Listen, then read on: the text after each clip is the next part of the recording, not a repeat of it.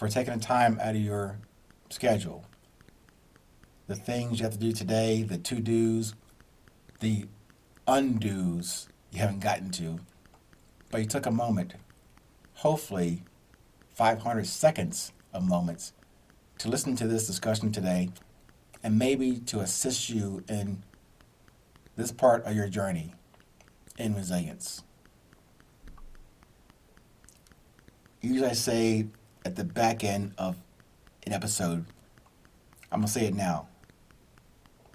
No matter where you are in this world, this is the 820 show. So welcome in. The title today was pretty short and sweet. One word, pause. Now, as part of my approach or methodology or just default, not trying to throw words at you to confuse you or take you into some weird rabbit hole. But remember, it's always about production, positivity, yes, and love from the only one place we can ever do this, which is from your presence. I offer you that description, a way to use my examples at maybe a low-level baseline. You can either discard it or then replace it with your own baseline of your definitions for this thing I call beauty. The thing I called the presence of your beauty. And the undergirding of that presence and beauty, meaning the 3Ds, desire, discipline, and drive. But given that, I want to also put on the board words like silence, clarity, gravity. Not trying to offer you and give you filler words or BS words.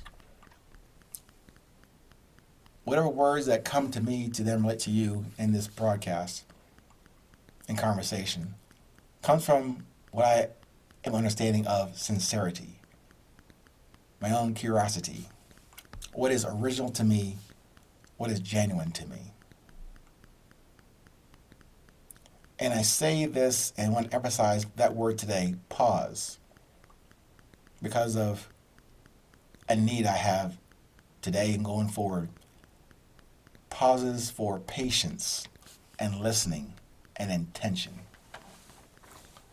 Yes, I am proposing this for you in your journey and in your message, but also in my message, in my purpose, to express my message and purpose, and in my voice. I'm just now, last 2 years, coming to terms and grips with my voice, one that I have that I can't go buy a new one or upgrade it. And for me, even though the title today seems a little short and undefined, but in the discussion today,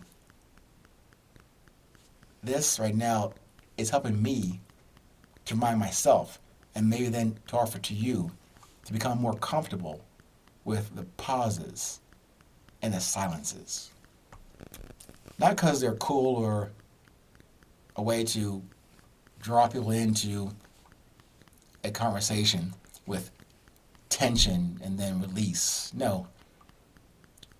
Pauses and silences will allow your voice and your message and your purpose to bloom, to flower, to grow in the ears, in the mind, in the heart of those who might be listening or receiving your message and your purpose.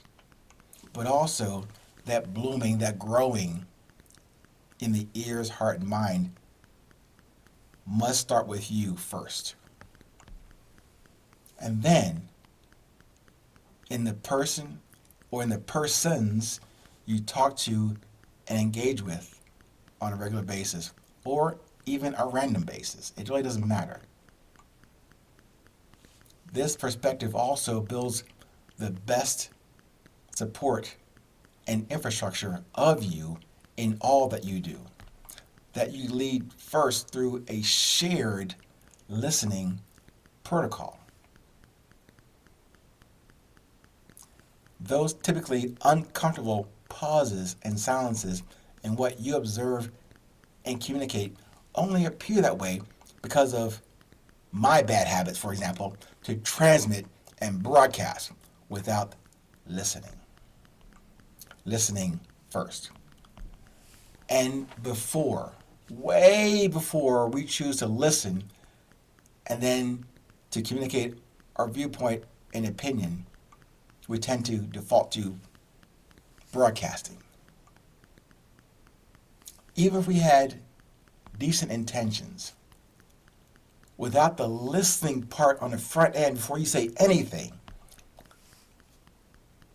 the possible potential connection is dropped and lost with too much noise in that potential discussion or engagement with somebody.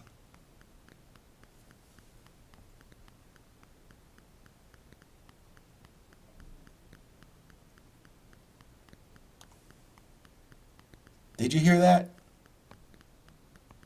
Did you hear that silence just now? Did you listen for the echo or the residual value in the words I shared with you before that pause just then? I hope so. If not, do it again. And listen carefully this time. I'm not trying to trick you into leaning forward and seeing if the connection, this discussion, has stopped abruptly or what I was relaying to you in this episode was cut short. You're thinking, hey, where are my 500 seconds, man? You stopped talking. I can appreciate that. It was intentional. Not just for you, it was for me also. Because as I said up front,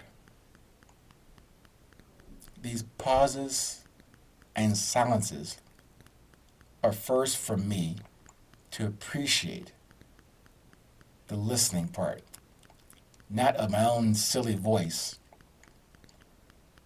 the listening to that connection, that interconnection that's common to you and I.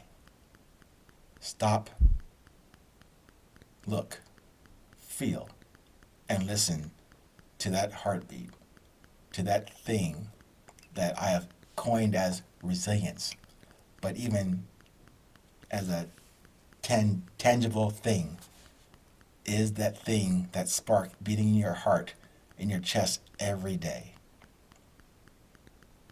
I'm proposing to you today to listen to that.